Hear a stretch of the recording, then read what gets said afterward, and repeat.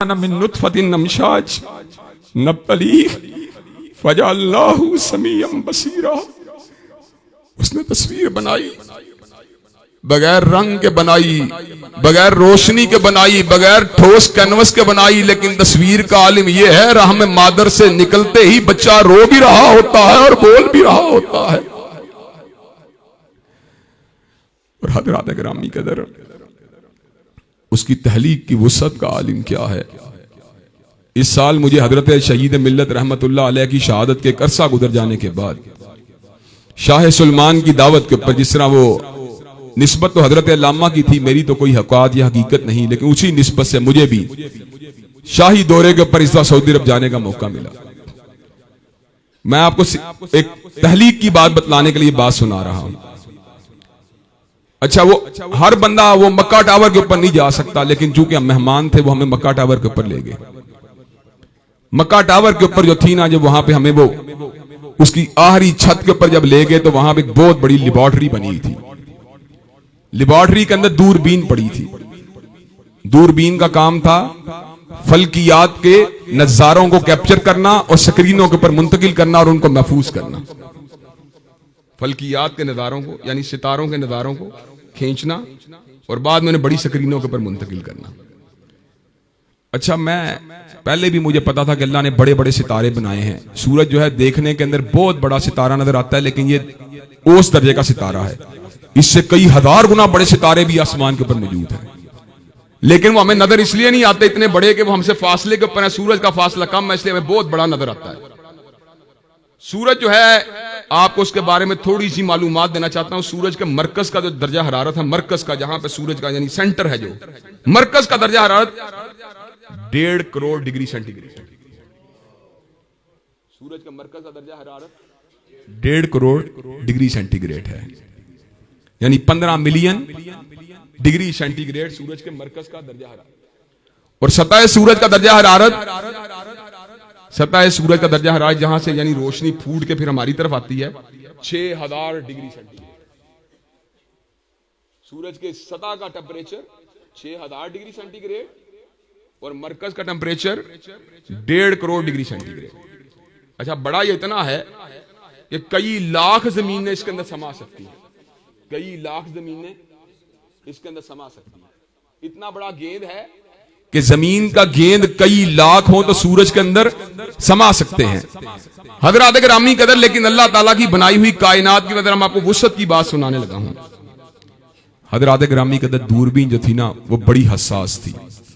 وہ 1 میٹر یوں، 1 میٹر یوں، 1 میٹر یوں ہر طرف گھوم سکتی تھی. 1.5-2 میٹر تک اس کے اندر حرکت کرنے کی صلاحیت تھی. دائیں سے بائیں، آگے سے پیچھے، اور پھر کئی زاویوں کے اوپر وہ گھوم سکتی تھی. آسمان کو دیکھنے کے لیے بنائی گئی تھی. کبھی اس پہ لگا لیا، کبھی اس جگہ لگا لیا، کبھی اس جگہ لگا لیا تصویریں. رخ اس کا اوپر کی طرف تھا.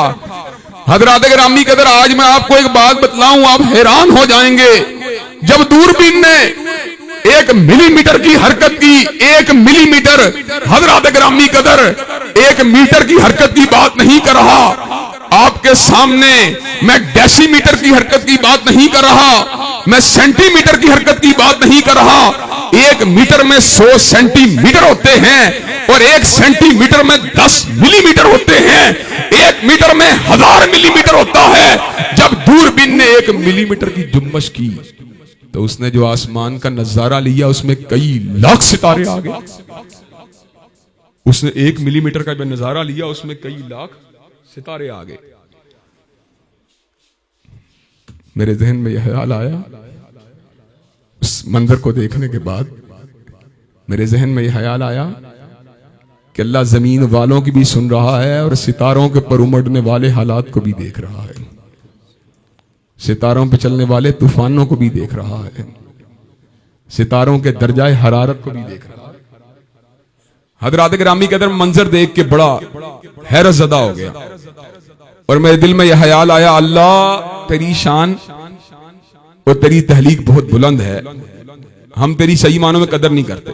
حضرات، میں اپنے ہوٹل میں پہنچا تو ٹیلی فون آ گیا کہ جو پاکستان کا وفد آیا اس میں 4 لوگ اور اوورآل طور پہ 40-50 لوگوں کی کل جو ہے وہ قصر شاہی میں دعوت ہے. شاہ سلمان کے محل میں دعوت ہے. اب اگلے دن شاہ سلمان کے محل میں چلے گئے. بڑا اونچا محل, بڑی اونچی کھڑکیاں, کھلے دالان, حتیٰ کہ واش روموں کے اندر بھی وہ برتن لگے ہوئے جن کا تصور ہم پاکستان میں رہتے ہوئے کر ہی نہیں سکتے حضرات. لیکن اللہ کی قسم ہے, شاہ سلمان کے محل کی بلند و بالا عمارت, شاہ سلمان کے محل کے بلند و بالا دالان, شاہ سلمان کے محل کا ڈرائنگ روم, اللہ کی قسم مجھے سمجھ آ گئی. اللہ تعالیٰ نے مجھے رات کو جو نظارہ دکھایا تھا ستاروں کا, رات کو جو نظارہ دکھایا تھا اپنی تحلیق کا, اس نظارے کو دیکھنے کے بعد مجھے احساس ہوا شاہ سلمان بھی اللہ کے نوکروں میں سے ایک نوکر کا نام ہے, اللہ کی محلوق میں سے ایک محلوق کا نام ہے, اللہ کے ادنا غلاموں میں سے غلام کا نام ہے. میرا رب مالک الملک ہے, میرا رب شہنشاہ ہے, میرا رب خالق اکبر ہے, میرا رب مالک اکبر ہے. اور دنیا کے اندر چاہے کوئی کچھ بھی بن جائے, اللہ تعالیٰ کی شان اس سے ہزاروں نہیں, کروڑوں نہیں, اربوں گنا بلند, اور اربوں گنا کے الفاظ بھی بلند. میں نے پہلے کہہ دیا, الفاظ جو بھی بیان کیے اللہ اس سے بھی بلند ہے. اور میں یقین کیجئے میں نے ایک اور بات پہ غور کیا اللہ کی شان کے حوالے سے, اور مولانا یہ بھی اللہ نے اتنا کرم کیا, اتنا کرم کیا. وَأَمَّا بِنِعْمَتِ رَبِّكَ فَحَدِّثْ کے تحت یہ بات بیان کر رہا ہوں. وَأَمَّا بِنِعْمَتِ رَبِّكَ فَحَدِّثْ. آپ کو پتہ ہے اللہ کا شکر ہے مجھے خود پسندی کی بیماری نہیں, لیکن حضرات گرامی قدر اس منظر کو دیکھ کے جب پاکستان آیا تو میرے ذہن میں پہلی مرتبہ یہ خیال آیا, یار اہل حدیثوں کو پتہ اچھی طرح کہ اللہ تعالیٰ ایک ہے, اہل حدیثوں کو پتہ ہے کہ اللہ تعالیٰ ایک ہے, لیکن میرے دل میں یہ خیال آیا یار اب اہل حدیثوں کو یہ بتانا چاہیے اللہ تعالیٰ کون ہے. میں نے اس موضوع کو مد نظر رکھتے ہوئے شوال سے, وہ رمضان میں نے عمرہ کیا, شوال سے میں نے توحید کے موضوع کا آغاز کیا.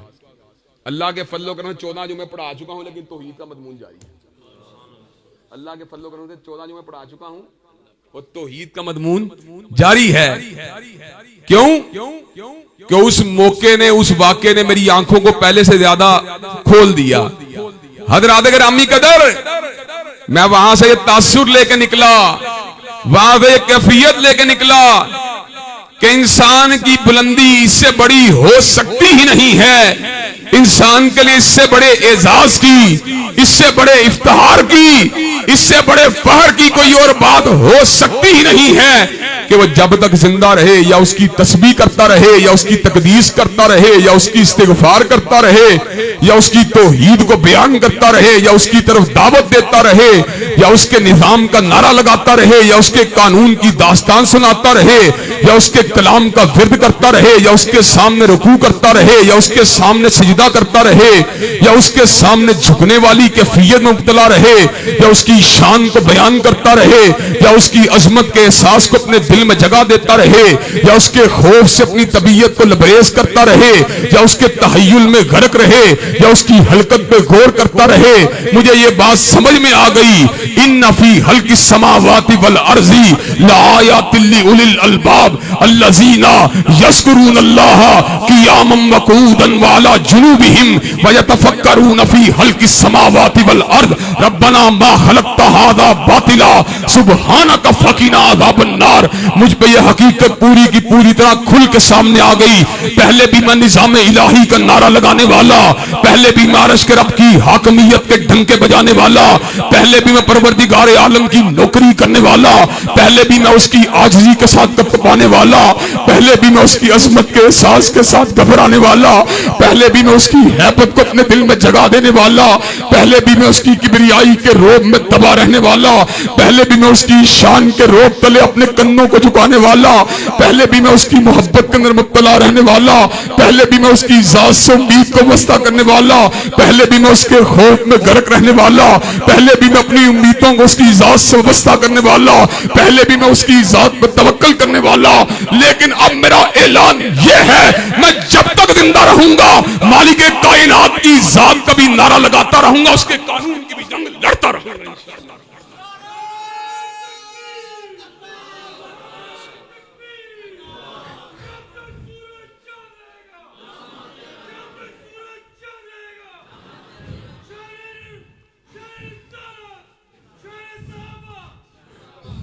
حضرات گرامی قدر